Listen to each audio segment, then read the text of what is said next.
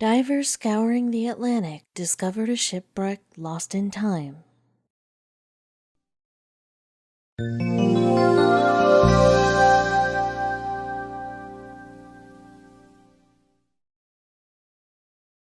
Just imagine it. Back in 1708, a Spanish galleon, the San Jose, carried gold, silver, and jewels across the Caribbean Sea on an incredibly important mission. Unfortunately, tragedy struck during the voyage, and the treasure sunk to the bottom of the ocean. For centuries, the shipwreck remained on the seabed, untouched by humans. In fact, many treasure hunters refer to the San Jose and its treasure as the holy grail of shipwrecks. Since it first sank back in 1708, many people tried to locate the remains of the San Jose. Finally, after over 300 years, underwater archeologists from Woods Hole Oceanographic Institute have discovered the lost ship. However, the discovery sparked a legal battle even more treacherous than diving deep into the ocean for sunken treasure. Believe it or not, the story of the discovery of the San Jose does not begin in the Caribbean Sea, as you might expect. Instead, it starts off the coast of Brazil's northeast coast. There, in 2009, Air France Flight 447 tragically crashed into the ocean due to mechanical errors, killing all 228 passengers and crew on board. In cases like these, scientists from the Woods Hole Oceanographic Institute often help with debris recovery. A non-profit, the large team at Woods Hole study all marine science and engineering, including underwater recovery and archaeology. Initially, while salvage efforts to retrieve parts of the plane were successful, the aircraft's black boxes, which record essential details, remained elusive. Thankfully, in 2011, a break in the case came, one that would ultimately lead them to the San Jose. In 2011, the Woods Hole Oceanographic Institute, alongside the United States Naval Oceanographic Office, created an incredible piece of technology, the REMUS 6000. This incredible submersible can radar map large areas of the ocean floor, as deep as 4 miles. The best part of it all? It's remote controlled and can even work autonomously. In less than a week, the submersible's sonar technology led French authorities directly to the black boxes from Flight 447. After the Woods Hole Oceanographic Institute used the REMUS 6000 to locate the black boxes, many members wondered what else the powerful submarine could help them find. Some believed it could possibly lead them to the holy grail of shipwrecks, the San Jose. To truly understand the importance and wealth of the San Jose, we'll have to travel even further back in time. In the 18th century, Spain and France joined forces against the United Kingdom, rest of Europe, in the War of the Spanish Succession. As a result, Spain created a large fleet of warships to not only protect the country's citizens, but also its incredible wealth. Amongst these warships was the Great San Jose. A large ship, she primarily ferried money and treasure between the New World, later known as North America, and Spain. While attacks against these types of vessels during wartime were uncommon, they were very effective, at least once. In 1708, the San Jose led a small treasure fleet from Panama to Cartagena, Colombia, on a tour that would eventually lead back to Spain. Among the ships, the Spanish counted millions in gold, emeralds, and silver. However, just 30 miles from their Colombian destination, a British contingent, led by Admiral Charles Wagner, spotted them. Unfortunately, the ensuing battle led to tragic consequences for the San Jose and her crew. The ensuing battle, later named Wager's Action, lasted for a chaotic 12 hours, lasting through most of the night. In the middle of the night, around 2 a.m. according to captain's logs, something incredible happened, like something straight out of a pirate film. As the British ships neared the San Jose, preparing to board, the treasure galleon suddenly exploded. While it's still unknown exactly what happened, historians believe that the powder magazines for cannons on board the San Jose detonated, causing the explosions. After the explosion, the ship's entire load, millions and millions of coins and precious stones and metals, headed to the ocean floor. Meanwhile, of the San Jose's 600-strong crew, only 11 escaped a similar watery grave. As you can imagine, the loss of treasure hit the Spanish government quite hard. However, since, at the time, they had no way to search the ocean floor, they simply had to accept the loss. For centuries, treasure hunters searched the waters of Colombia for the San Jose shipwreck. To no avail. Then, the Colombian government made it even harder to search for the shipwreck. Over the centuries, the San Jose became the holy grail of shipwrecks. Whoever found it would become a millionaire, if not even richer. So treasure hunter Jack Harbeston thought when he claimed to have found the wreck in the 80 seconds. However, since the shipwreck lay in Colombia's territorial waters, he would need their permission to retrieve it. Not only did the government deny his request, but they also put even harsher restrictions in place. After Harbeston's request, the Colombian government created a law that banned all access to the San Jose shipwreck and its precious cargo. For decades, the government kept the San Jose's alleged location a secret. Thankfully, after years of international pressure, the government relented. Unfortunately, it was not Harbeston who would be heading down. After years of international pressure, the Colombian government finally allowed a team of scientists from the Woods Hole Oceanographic Institute to go searching for the San Jose shipwreck. Before long, a research vessel called Malpelo carried scientists out into the Atlantic Ocean. More specifically, they headed about 30 miles east of the port city of Cartagena, with the Remus 6000 in tow. Remus 6000 is the ideal tool for the job since it's capable of conducting long-duration missions over wide areas, said the Woods Hole's team leader, Mike Purcell. While Woods Hole had the proper equipment to hunt for San Jose, finding it remained a challenging task. After all, it had sat at the bottom of the ocean for centuries, undisturbed. In June of 2015, the Woods Hole Oceanographic Institute finally began using the Remus 600 to search for the San Jose shipwreck. Unfortunately, the initial reports turned out to be a huge disappointment to everyone on board the research vessel. Every single day, the Remus returned with no findings. A week passed and still nothing. Soon, the team members began to feel worried. Their permit from the government only allowed them a few weeks. They were running out of time. It's hard to comprehend just how vast the ocean floor is. So, even though the Remus covered plenty of ground each day, miles and miles remained. It's easy to see why some members felt discouraged. Still, they all kept working, hoping to find the shipwreck before time ran out. Was the Woods Hole team really up for this impossible task? Unfortunately, the Woods Hole Oceanographic Institute team did not find anything on their first trip out to the waters. They returned to the city of Cartagena after the disappointing result, and soon enough, they all went home. Still, the underwater archaeologists at Woods Hole felt sure that they could find the San Jose with the help of the Remus 6000. So, they submitted another request to search the waters. Finally, after weeks of waiting, they received word from the Colombian government. They could return. Once again, the Woods Hole team prepared to head out into the Atlantic Ocean to search for the San Jose shipwreck. This time, however, something felt different. Believe it or not, the Colombian government allowed the Woods Hole research team to return to the waters off Cartagena just 5 months later. Convinced of their mission, the team would not give up on locating the San Jose shipwreck. Before they knew it, the scientists and archaeologists were back aboard the Malpelo, searching for sunken treasure. Luckily, this time around, the Woods Hole team's determination immediately paid off. Within the first week, got the first indications of the find from side-scan sonar images of the wreck. At long last, it seemed the team was close to finding the exact location of the long-lost shipwreck and retrieving the treasure. Of course, the sonar results only showed a debris field. After all, the San Jose had exploded, so little of the ship would remain. Still, the debris could be from another shipwreck, as they are not uncommon in the waters off Cartagena. Nevertheless, these findings convinced the Woods Hole team that they had found at least something incredible, even if it wasn't San Jose herself. From those images, we could see strong sonar signal returns, so we sent Remus back down for a closer look to collect camera images, Purcell said. Hopefully, sending the Remus 6000 back into the depths would provide the team with the data they needed to determine if they had found the San Jose. The day after finding the debris field, the Woods Hole team sent the Remus 6000 down over 2 feet. To get that close-up view, there, the submersible hovered just 30 feet above the debris field, taking HD photos. On the surface, the team of scientists and archaeologists waited on bated breath to see what the Remus captured. The images that the sub sent back were utterly astonishing. In them, the researchers could see pots, weapons, even hundreds of teacups littering the seabed. However, it was the collection of cannons that truly caught the experts' attention.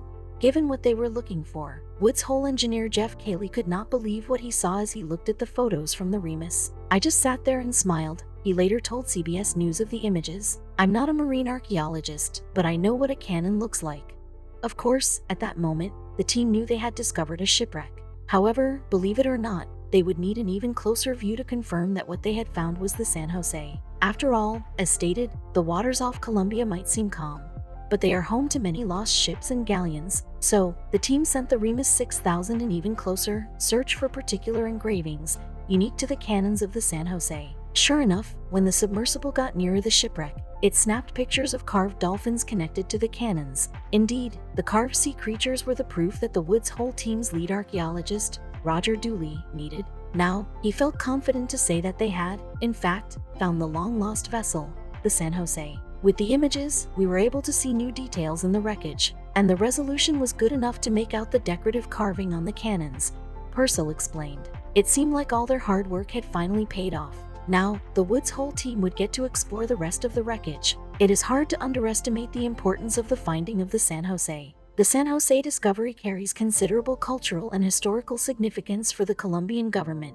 A spokesperson from Superior Tribunal of Barranquilla, a part of Colombia's government, said, "As historians continue to investigate and research, they hope that the wreck's contents, including cannons, ceramics, and other artifacts, provide clues about Europe's economic, social, and political climate in the 18th century.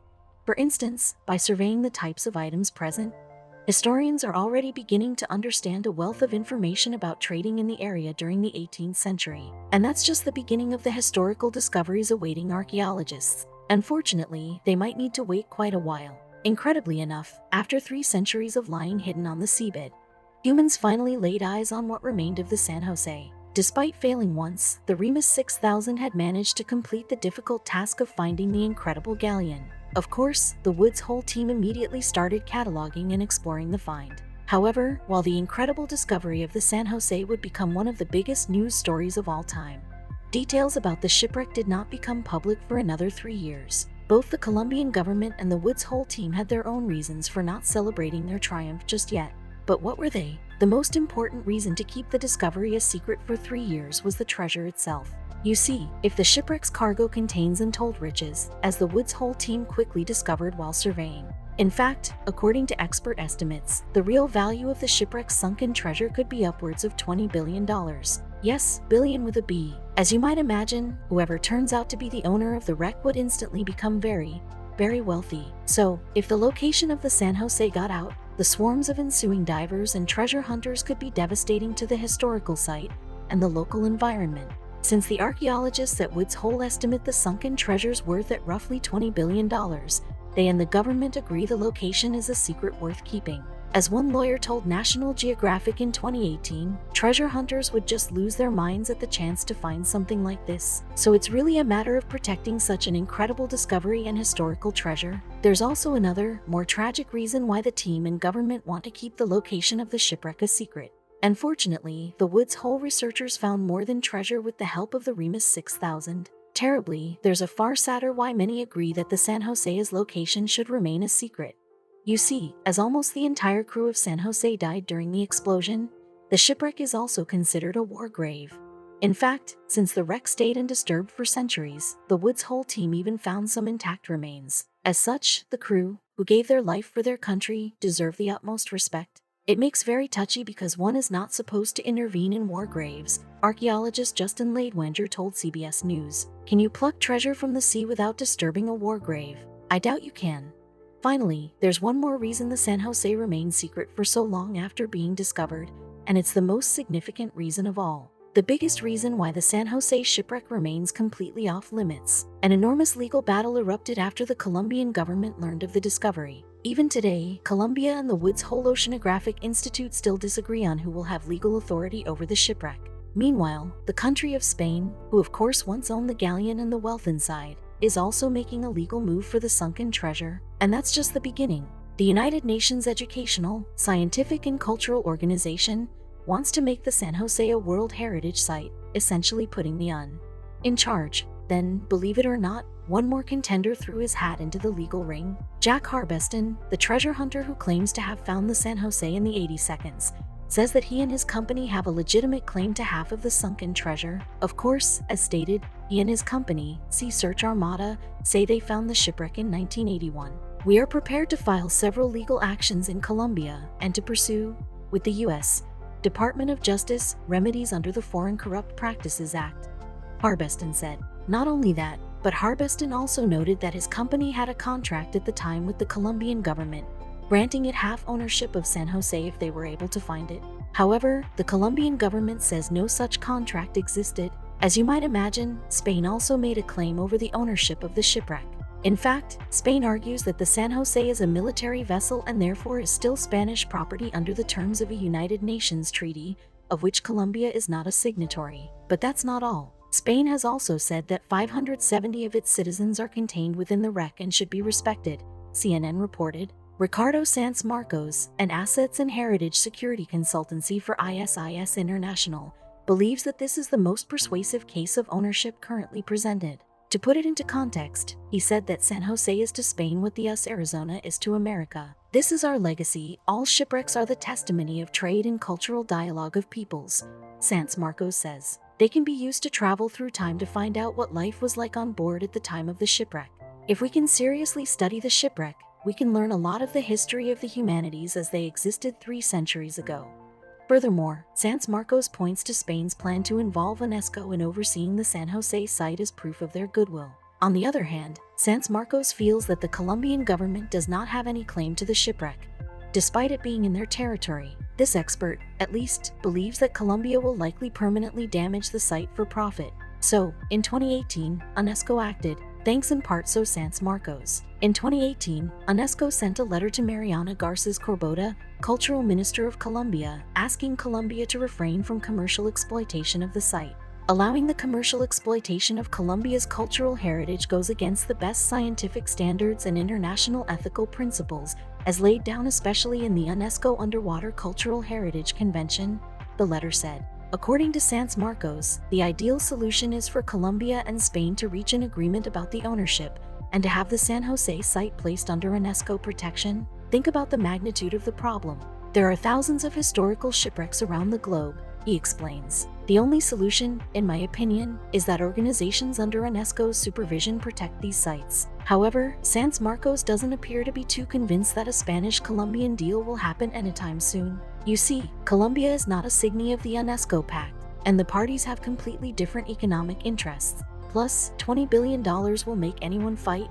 In response to UNSCCO's letter, in April 2019, the Superior Tribunal of Barranquilla issued an embargo on salvaging of the San Jose site while the claims over ownership continue. Colombia will keep absolutely secret the coordinates where the shipwreck can be found and will not give up in the face of strategies to reveal this valuable information, said Colombian Vice President Marta Lucia Ramirez. However, the legal battle cannot go on forever. So, what will happen when the legal contest over the San Jose shipwreck ends? Well, if the Colombian government wins ownership of the site, they've pledged to build a museum and world-class conservation laboratory in order to preserve and publicly display the wreck's contents. However, their plan relies on massive portions of the San Jose being brought to the surface and placed in said museum. Unfortunately, many experts believe that raising any items from the shipwreck could result in severe damage to the artifacts. Meanwhile, as stated, Spain would bring in UNESCO to help turn the San Jose into a memorial for the fallen Soliders. While no plan has been unveiled, they will likely look to other water memorials, like Pearl Harbor, for inspiration. While the arguments over the ownership continue, San Jose will remain at the bottom of the Caribbean Sea. However, one day, regular folks might be able to see the riches of the 18th century in a museum or water-based memorial. But in the meantime, we will need to be content with the pictures that the Woods Hole Oceanographic Institute and Colombian government release. Of course, you don't need to go to the bottom of the ocean to find treasure or even be an expert. Sometimes, treasure turns up in the most unsuspecting places, like the bedroom of your grandparents' old house. Nearly 2 decades after his grandparents' passing, one Reddit user known only by his username Evil English found out he had inherited their abandoned Tennessee farmhouse. Soon enough, you'll discover why the user decided to keep his name confidential. In order to sell the property, Evil English needed to clear out the farmhouse. While cleaning out the old house, he expected he might find a few souvenirs from the carefree days he spent there as a child. Evil English had no idea he would soon discover that his beloved grandparents had been hiding a massive secret from the entire family. Reddit user Evil English uploaded his incredible tale of hidden secrets in late 2017. He started by recalling the many pleasant holidays and summer afternoons he spent at his grandparents' farmhouse in Tennessee when he was a child. Initially, the building and surrounding land had been a working farm. In fact, the house is so old that the exact date of construction is unknown. However, by the time Evil English's parents purchased the house, shortly after their marriage, various owners had sold off the farmland. After buying the home, his grandparents lived in it full-time and worked hard to transform it into a welcoming home. After their wedding, Evil English's grandparents moved into the home from an apartment in the Deep South. The house was a home for my grandparents for some 20-odd years, he wrote. They bought this house in the late 70s or early 80s to escape the oppressive summer heat of the South. Even though Evil English didn't specify where his grandparents moved from, it's no doubt that Tennessee does enjoy much more beautiful summers than the long, hard summers of the Deep South. After turning their little farmhouse into a beautiful home, Evil English's grandparents decided to start raising a family. To them, this small farmhouse seemed like the perfect place to spend forever. It also became the ideal place for the grandparents to keep secrets from their family.